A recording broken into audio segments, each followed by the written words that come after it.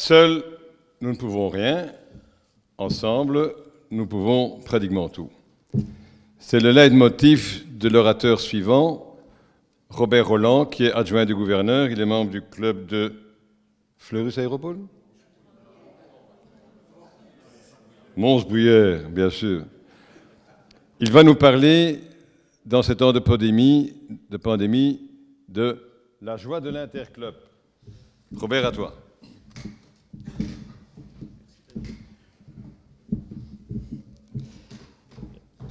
Comme dirait Yves Valathème, bonjour à toutes et à tous. Je commencerai par dire que je suis assez optimiste et que je vais positiver mon intervention parce que, après les recommandations de nos coachs Alain et Claude, je me dis que si Patrick m'a demandé de parler aujourd'hui, c'est que je ne suis pas si mal que ça. Voilà, je vais vous parler des clubs de mon groupe 2A, parce que c'est le groupe que je connais le mieux. Mais ce que je vais en dire pourrait être d'application partout, évidemment.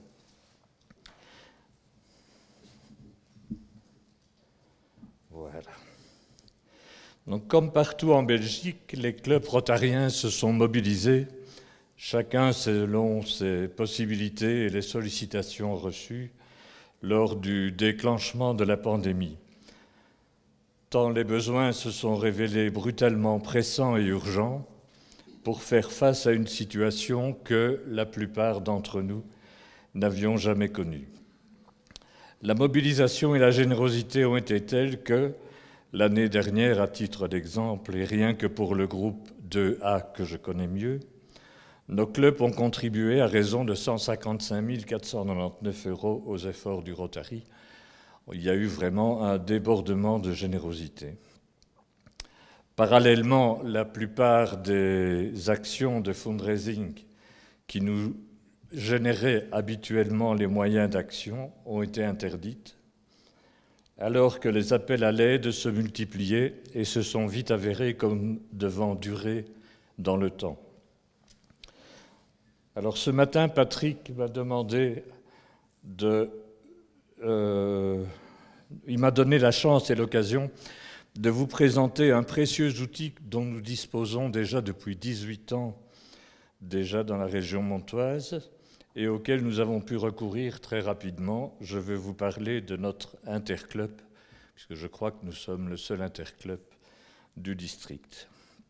En mai 2003, les 7 clubs de la zone 5A, devenue depuis lors le groupe 2A de notre nouveau district, ont convenu d'établir un règlement interne dans un cadre d'activité commune et de constituer un interclub ayant pour objectif le développement de projets humanitaires au sens général, orientés d'abord dans la région de Mons, Borinage, Saint-Guilain et au pays, ou vers l'international certaines années, et l'organisation d'activités rotariennes dont l'efficacité demande la mise en commun des forces de plusieurs clubs rotariens.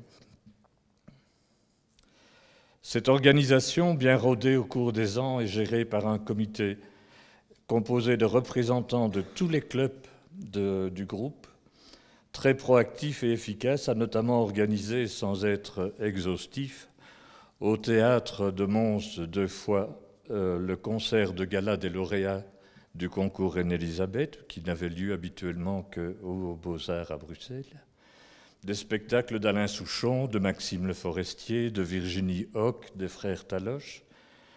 À la collégiale de Mons, nous avons eu le spectacle de Scala, la chorale Scala chantant Pierre Rapsat, et la messe pour la paix ou l'homme armé de Karl Jenkins.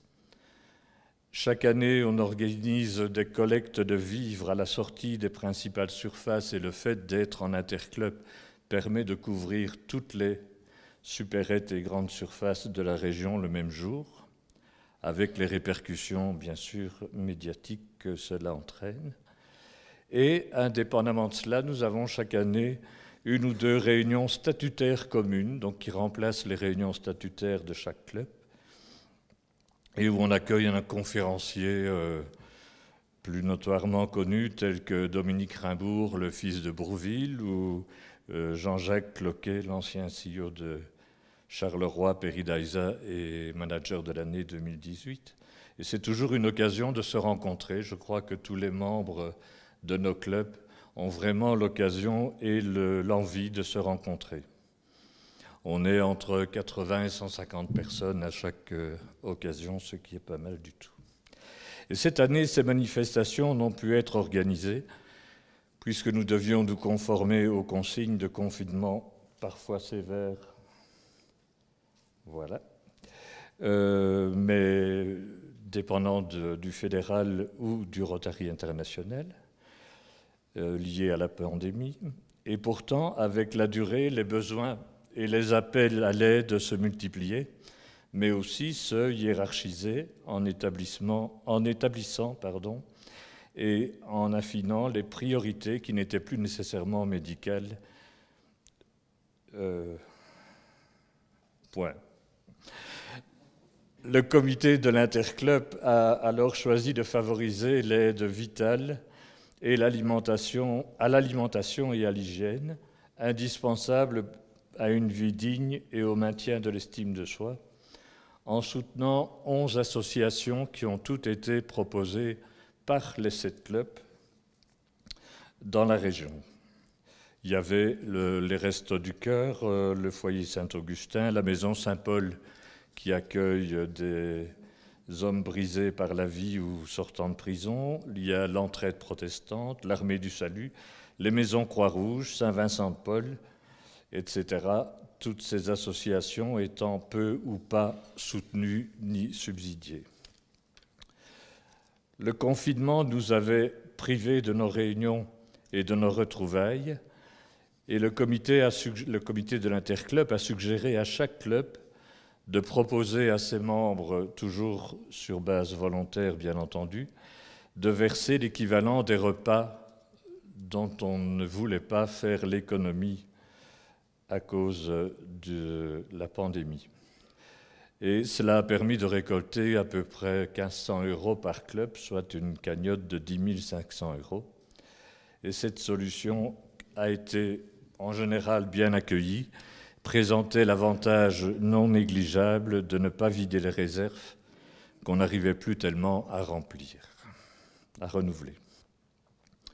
Alors 2/3 de cette cagnotte ont été consacrés à l'aide alimentaire de première urgence.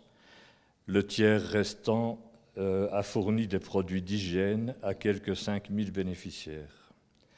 Et nous avons eu l'immense surprise de recevoir un 4e tiers de la part de la présidente d'un de nos clubs qui nous a offert 5 tonnes de pommes de terre en vrac. Alors ici, vous voyez les diapositives un peu de ces opérations. Un club a réuni une équipe de bénévoles pour confectionner 1 millier de masques qui étaient distribués avec les produits alimentaires. Et nous avons eu cette montagne de pommes de terre en vrac. Donc, je parlais tout à l'heure au départ des conférences super intelligentes. Moi, je vous ramène au niveau des patates.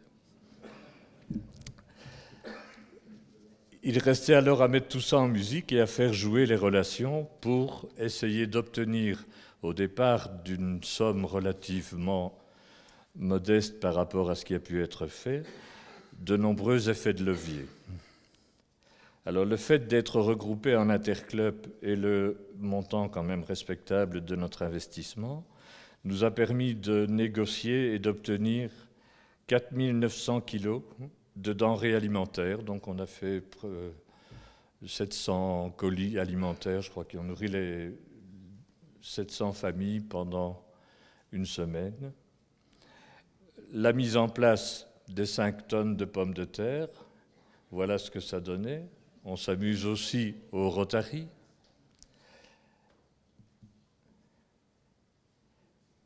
Je vous montre un peu en suivant parce que ça concerne toujours les patates. Après, on parlera un petit peu d'autre chose. Mais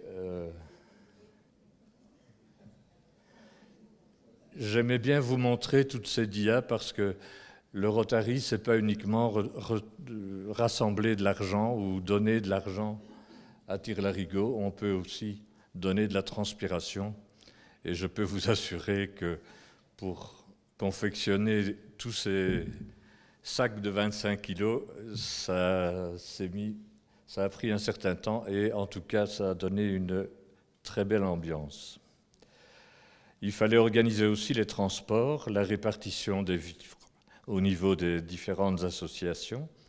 Et tout ça, le nombre a fait que nous avons eu quand même une bonne couverture médiatique. Je continue. Toujours dans nos patates. Ça, c'est l'inévitable après-activité rotarienne.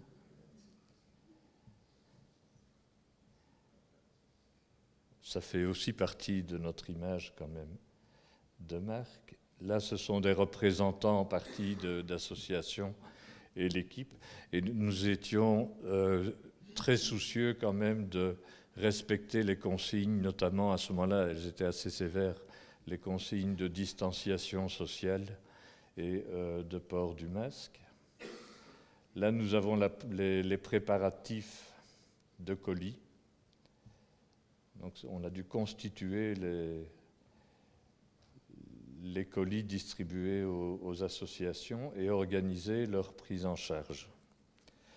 Alors, une originalité de cette année, c'est que nous avons découvert, et avec beaucoup de plaisir, une association, une jeune ASBL qui s'appelle Goods to Give, qui récolte auprès de grands fabricants des produits non alimentaires essentiels de marque, des langes, des produits d'hygiène, des poudres à lessiver, des produits d'entretien, des ustensiles cuisine, des jouets, des vêtements, parce que c'est une chose de donner à manger, c'est aussi une chose de permettre aux gens de garder une bonne hygiène sans grever trop les budgets qui étaient rabotés pour beaucoup d'eux.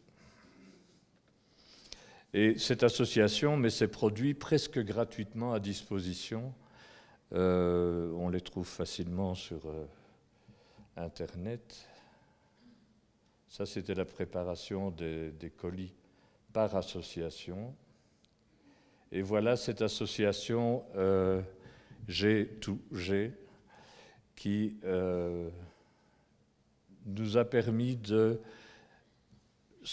en ne se contentant pas de donner des caisses de lait ou de pommes de terre ou de sucre, on a mis toutes les associations en ordre pour qu'elles soient accréditées par cette ASBL. Et en fait, ça leur multiplie l'effet levier par 10. C'est-à-dire que nous avons offert les premières commandes sous forme de chèques. On a pris en charge et pour un budget de 2800 €, nous avons obtenu 25 000 € de produits en valeur marchande. Donc ces photos parlent d'elles-mêmes et témoignent du plaisir et des réalités du partage et du travail en commun. Donc en conclusion, Daniel, chacun trouve sa place au sein d'un interclub. L'union fait la force et l'union donne la force. En général, on voit mieux un essaim qu'une abeille isolée, fût-elle courageuse. Le travail en interclub attire nos membres et vous pouvez constater que nous avons plusieurs fois eu quelques difficultés à contenir l'enthousiasme des membres, notamment pour le respect des distanciations physiques, contrées par les besoins de rapprochement social. Nous nous sommes plusieurs fois retrouvés à 40-50 alors que nous devions, pour respecter les règles, n'être que 20. Et les rapprochements rotariens se terminent toujours de la même façon, vous l'avez vu.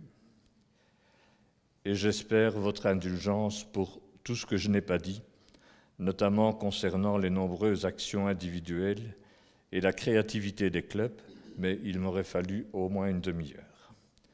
Merci pour votre écoute et bonne journée.